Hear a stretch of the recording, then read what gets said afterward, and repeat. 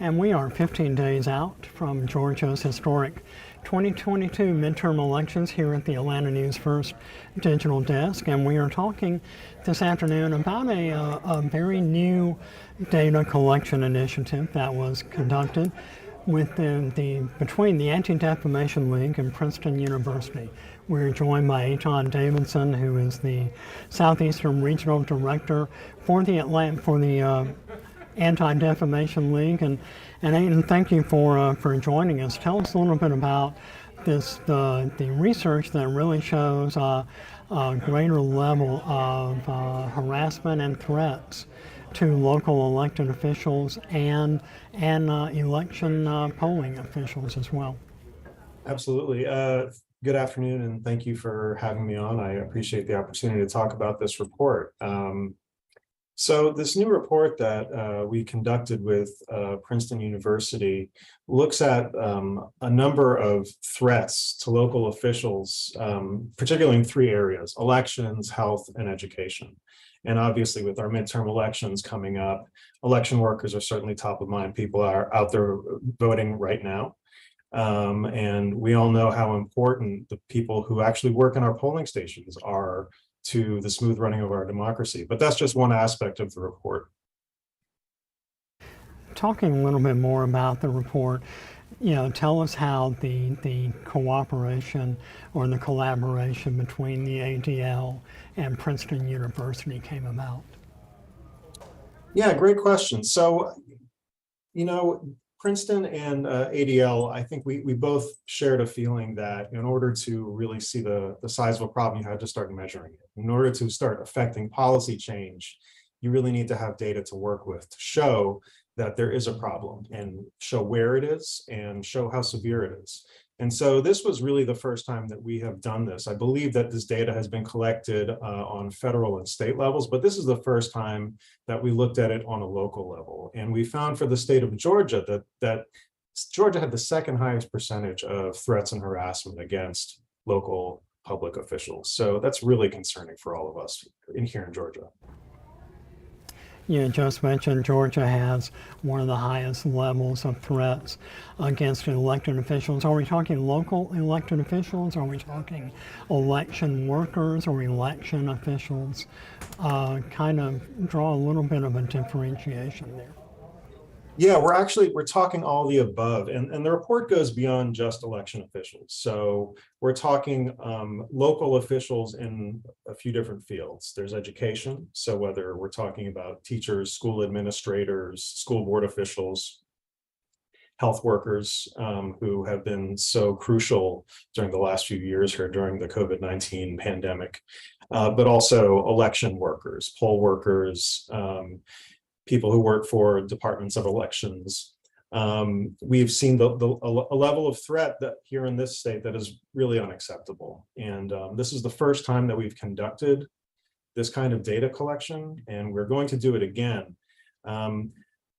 We'll see what that looks like in the future, but we know that right now, hate incidents are at an all-time high since we started counting them, and particularly anti-Semitic incidents. In our annual audit of anti-Semitic incidents, last year we saw a 131% increase in those incidents in the state of Georgia alone.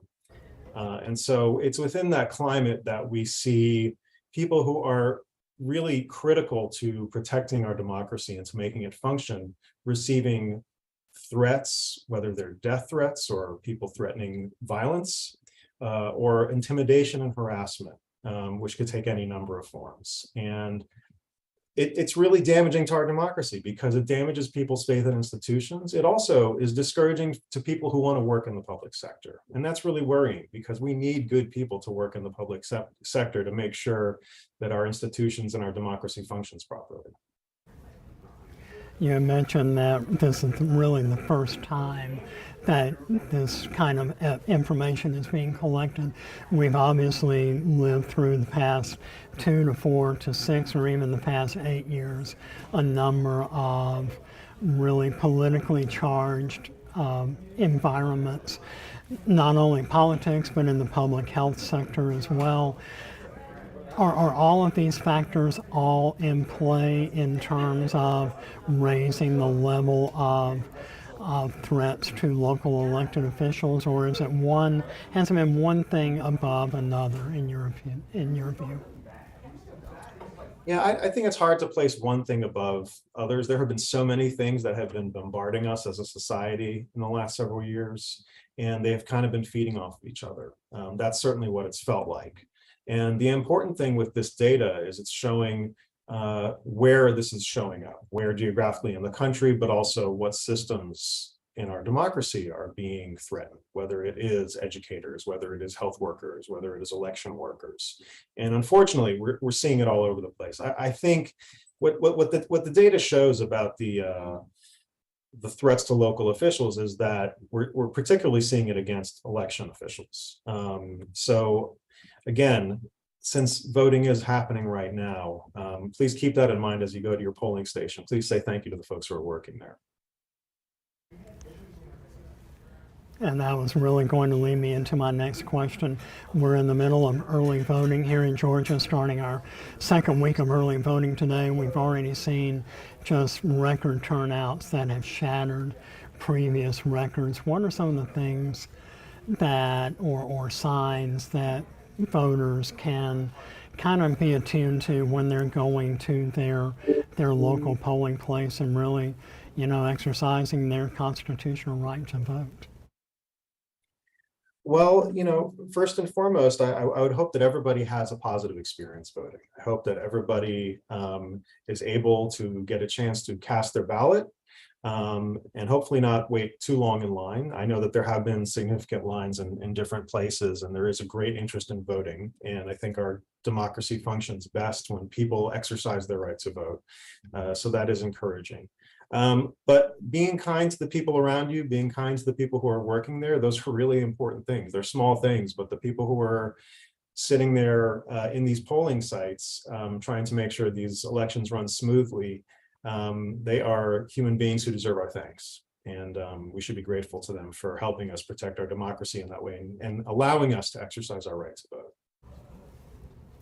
If you have one message that you wanted to share with voters, elected officials, election officials, poll workers, in this highly charged political climate, what would it be? I would say that the service performed by our public servants, by those folks who are working in the public sector, whether they are working in elections, whether they are working in our educational systems or our health systems, these are people who are extremely valuable to our society and to our democracy. They are there to help keep us safe. They are there to help make sure that we can exercise our rights as Americans, and they should be appreciated for the work that they do. I think that's really important, and it's a message that's important for people to hear, especially since these same workers have been subject to threats and intimidation in ways that we probably couldn't have imagined just a few years ago.